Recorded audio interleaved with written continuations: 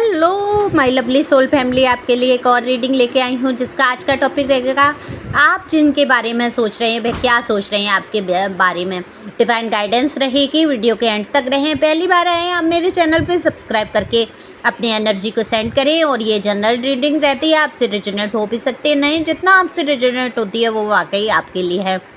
Personal reading ले सकते हैं दिए हुए नंबर पे, व्हाट्सएप नंबर है। पर्सनल रीडिंग फ्री नहीं है, फीस भी कुछ ज़्यादा नहीं है।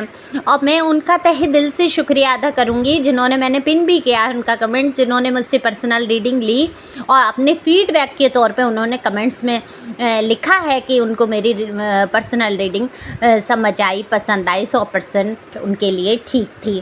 तो थैंक यू सो मच।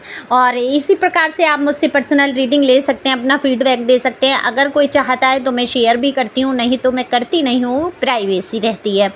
आपकी सारी बातें गुप्त रखी जाती हैं, ऐसा नहीं है किसी को आपके बारे में बता दिया जाता है। तो पर्सनल रीडिंग आप बिल्कुल निश्चिंत होकर करा सकते हैं, आपकी सारी बातों को गुप्त रखा जाएगा। कार्ड मैंने पहले ही शफल कर लिए हैं, कमेंट्स करके अपनी एनर्जी सेंड करें, लाइक करें, शेयर करें। और आप चाहें तो ये रीडिंग पे आप कमेंट्स भर भर के कर सकते हैं, चाहे अच्छे या बुरे। तो कार्ड जैसे मैंने बोला पहले ही शफल कर लिए। तो आप जिसके बारे में सोच रहे हैं, आपको पता ही है, उनका नाम लीजिए जिससे कि उनकी एनर्जी मुझ तक आए।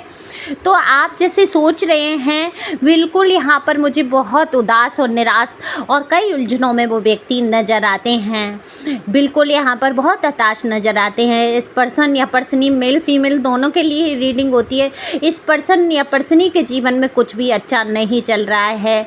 देखो यहाँ पर ये इंसान अपने बहुत सारे उसूलों से बंधा हुआ नज़र आता है, जो कभी कभी खामखा के उसूल होते हैं, उसके परिवार के, घर के, कल्चर, समाज, जो भी है वो सबको लेके चलने वाले ये पर्सन मुझे नज़र आते हैं। देखो पर्सन बोलूँगी, पर्सनी जो भी आप हैं, आपको पता है आपका जेंडर क्या है, उस हिसाब से आप ले सकते हैं। तो यहाँ पर ये मुझे बहुत सोच विचार में डूबे हैं। देखो इनके घर परिवार के ही लोग इनके दुश्मन बने हुए हैं। इनका कोई दुख समझने वाला, दर्द समझने वाला मुझे यहाँ नज़र नहीं आता। इनके दुख दर्द में भी कोई इनके साथ खड़ा हुआ दिखाई नहीं दे रहा। जिस परिवार के लिए, जिस घर के लिए इन्होंने सबको त्याग दिया, यहाँ तक कि आपके प्यार को ठुकरा दिया, आपको ठुकरा दिया, उनके लिए हमेशा खड़े रहे, आज वही इनके सबसे बड़े परेशानी का सबब बने हुए हैं, इनके आंसुओं की सबब बने हुए हैं। इनके आंसू पोंछने वाला कोई एक इंसान नज़र नहीं आता, जिनके लिए इन्होंने आपकी आंखों में भर भर के आंसू दिए, बिल्कुल भर भर के यहाँ पर आंसू दिए हैं, आपको बहुत कष्ट दिए हैं।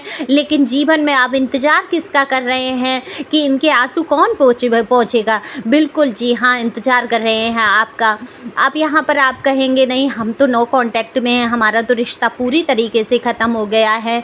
लेकिन मैं बता दूँ कि वो इंसान जो है, जिसकी हर वक्त सोच में आप खोए रहते हैं, चाहे वो अच्छी यादें हों, चाहे बुरी यादें हों, आपके दिल और दिमाग से एक मिनट के लिए भी जुदा नहीं हो पाती हैं। आप जुदा हुए हैं, अलग हुए हैं, तड़फे हैं, रोए हैं, मचले हैं, लेकिन इस इंसान ने जो है अपना दिल पत्थर का बना लिया, पत्थर का बना लिया, आपकी तरफ पलट के नहीं देखा है, क्योंकि इसको अपने घर की, समाज की, दुनिया की ज़्यादा फिक्र पड़ी थी। आपकी फिक्र ना करते हुए दुनिया की फिक्र करते हुए मुझे नज़र आ रहा है।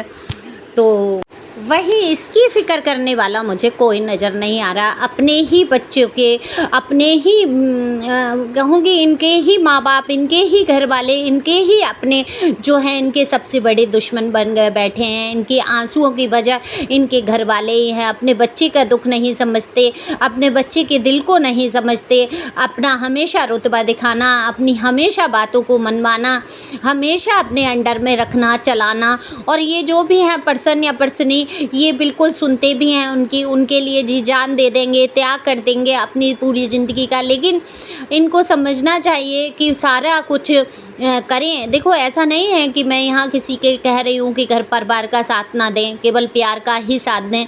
लेकिन जो पूरी दुनिया छोड़ के आपके साथ आ जाता है, कहीं ना कहीं उनके प्रति भी तो फर्ज बनता है लेकिन इस इंसान ने आपके प्रति कोई फ़र्ज़ निभाने की कोशिश नहीं की है, यहाँ तक जानने की कोशिश नहीं की है आप जी गए या मर गए। आपको दुःख पहुँचाने के लिए हर वो काम किए गए हैं जिससे कि आप परेशान हो सकें।